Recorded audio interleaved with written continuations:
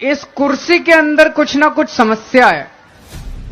जो इस कुर्सी के ऊपर बैठता है वही गड़बड़ हो जाता है।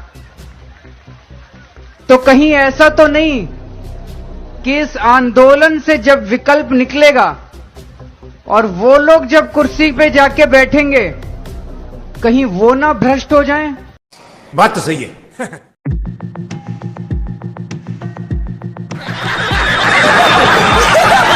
जैसा कि केजरीवाल जी ने इस वीडियो में कहा, जो भी सत्ता में आता है उसे पैसे का मोह हो जाता है और इसी पैसे के लालच के चलते वो जेल भी जाता है।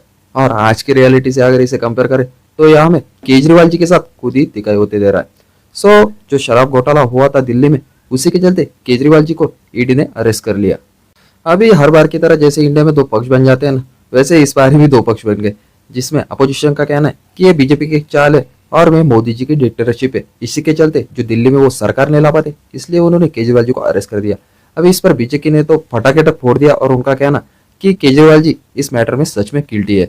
बट आज की इस वीडियो में हम दोनों पक्षों की भी बात नहीं करेंगे, क्योंकि क्या करे भैया, यूट्यूबर है, बात करेंगे तो सिर्फ फैक्ट्स की, ना ही किसी पार्टी की, ना ही किसी कम्युनिटी की। अनफॉर्चुनेटली इस पूरे मैटर में एक ट्विस्ट है, उसी ट्विस्ट के ऊपर आज की इस वीडियो में हम बात करेंगे। तो चलो फिर केजरीवाल जी की इजाजत लेकर आज की इस वीडियो को शुरू करते हैं।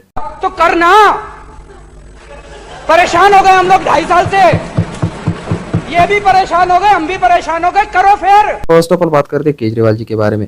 केजरीवाल जी ने सबसे बड़ा स्टेप उठाया था जब वो अन्ना हजारे जी के साथ भ्रष्टाचार के विरुद्ध दिल्ली में अनशन पर बैठे थे। तब के बाद ही उन्होंने डायरेक्ट डिसाइड कर दिया था कि वो कभी पॉलिटिक्स में नहीं आएंगे। लेकिन बाद में उन्हें ये चीजें रियलाइज हुई कि अगर वो पॉलिटिक्स में नहीं आएंगे, सत्ता में नहीं आएंगे, तो भ्रष्टाचार को हटा नहीं पाएंगे। इसी के चलते उन्होंने आम आदमी पार्टी बनाई और डायरेक्टली दिल्ली में जो हमारा सेंटर मेन सीट मेन जो पॉइंट है वहीं पर ही डायरेक्ट वो सत्ता में आ गए। इसी के चलते उन्होंने एक एक्ट चेंज किया था जो कि था लिकर का एक्ट। उसी चेंज करने के बाद जो 142 करोड़ का लगभग नुकसान जो है वो वहां की गवर्नमेंट को हुआ था। और ऐसा बताया जा रहा है कि उसी 142 करोड़ का जो नुकसान हुआ था, जो लिकर्स जो लिकर्स वगैरह बेचते हैं वो लोगों ने, जो उसमें से लगभग 100 करोड़ का जो पैसा वो मनी लॉन्ड्रिंग के चलते केजरीवाल जी के खाते में आया था। इसी के चलते उनके जो साथ वाले जो दो पास वाले जो लोग हैं उनको भी अरेस्ट कर दिया गया। और जो पूरा ईडी का जो ध्यान है वो केजरीवाल जी की तरफ इसलिए गया क्योंकि उनके पास के सभी लोग जेल में जा रहे थे, लेकिन ये जो पूरा मैटर है घूम फिर कर केजरीवाल जी की तरफ इशारा कर रहा था। इसलिए ईडी ने उन्हें 9 बार समन भेजी, एक बार नहीं, 2 बार नहीं।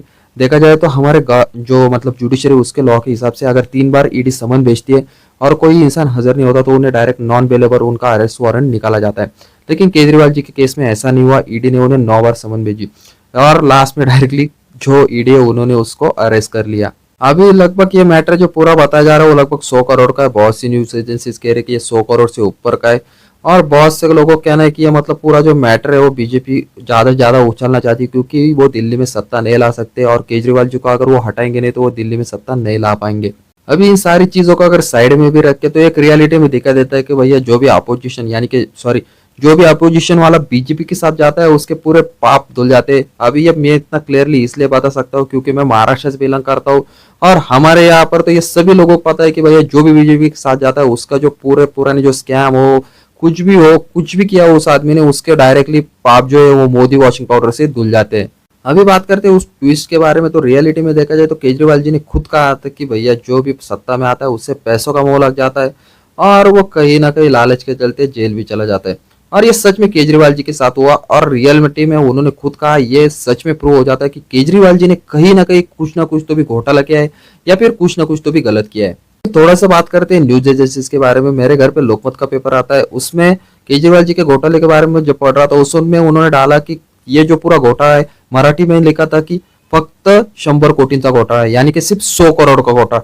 अरे भैया, जनता के पैसे 100 करोड़ बोले तो आपके लिए छोटी रकम होगी भैया, आप न्यूज एजेंसी चलाते हो, लेकिन हम जैसे आम आदमी के लिए तो 100 करोड़ बोलना भी बहुत बड़ी बात है।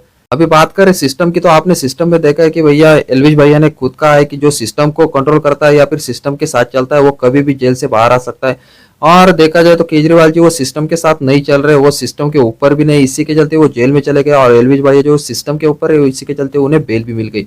लेकिन ये सारे जो पूरे मैटर हो रहे हैं ना, इसके चलते एक तो पता चल जाता है कि हमारे इंडियन लोगों का आइडियोलॉजी चेंज करना बहुत ही सिंपल आज के वक्त में हो चुका है। थोड़ा सा भी धर्म का नाम ले लो भैया, वो डायरेक्टली लोगों का आइडियोलॉजी जो चेंज हो जाती है। ये जो बात है हमने एलविश भाई के केस में भी देखी और मोदी जी के केस में भी देखी है। और जो मतलब एलिश भैया का पूरा जो मैटर है ना उसके बारे में अगर आपको डिटेल में जानना है तो ये वीडियो को जरूर देखिएगा। ये जो पूरा स्टंट था, ये पूरी कंट्रोवर्सी थी, इसके पीछे की रियलिटी आपको डायरेक्टली समझ आ जाएगी। इसमें मैंने कुछ फैक्ट्स वगैरह कुछ भी घंटा कुछ नहीं बताया, डायरेक्ट रियल में फैक्ट बताया कि उनको क्या करना था और उनको टारगेट क्या करना था। ये सारी चीजें जो मेरे को एकदम शॉर्ट में उस वीडियो में बताई, इसका लिंक जो मैं डिस्क्रिप्शन बॉक्स में डाल दूंगा। सो अभी बात करते हैं भैया रियल सिस्टम के बारे में। रियल सिस्टम में देखे तो अपोजिशन धीरे धीरे खत्म होते जा रहा है और बीजेपी बहुत ज्यादा स्ट्रांग होती जा रही है। बट फैक्ट्स की अगर बात करें तो बहुत से लोगों का कहना है कि भैया मोदी जो आगे चलकर डिक्टेटरशिप ला सकते हैं, और देखा जाए तो बहुत से लोगों को कहना है कि भैया हम मेजोरिटी में हिंदू, इससे हमें कोई तकलीफ नहीं, जो बाकी के माइनॉरिटी लोग हैं उन्हें तकलीफ हो जाती है। लेकिन अगर रियलिटी में देखें तो भैया एक हाथ में अगर सत्ता आ जाती तो किसका क्या मेजोरिटी माइनॉरिटी कुछ नहीं रहता भैया, सबके एल लगने ही लगने। बट अगर मोदी जी का यानी कि बीजेपी गवर्नमेंट का एजेंडा अच्छा हुआ तो सभी मेजोरिटी माइनॉरिटी वो कुछ नहीं देखेंगे, सभी लोगों के लिए फायदे का होगा।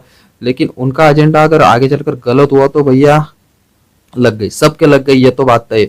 अगर आपको इसमें डिटेल में वीडियो जानना है, फैक्ट्स वगैरह जानने हैं इसके पीछे के क्या है, तो प्लीज मुझे कमेंट बॉक्स में #मोदी कमेंट कर दीजिए। ज्यादा अगर कमेंट आएंगे तो मैं वीडियो जरूर डिटेल में लेकर आऊंगा। अभी तक के लिए अगर आपको ये वीडियो अच्छा लगा हो तो वीडियो को लाइक कीजिए, नए हो तो प्लीज चैनल को सब्सक्राइब कर दीजिए, क्योंकि ये आपके लिए तो फ्री है लेकिन मेरे लिए बहुत ही ज्यादा इंस्पायरिंग है। And thanks for watching.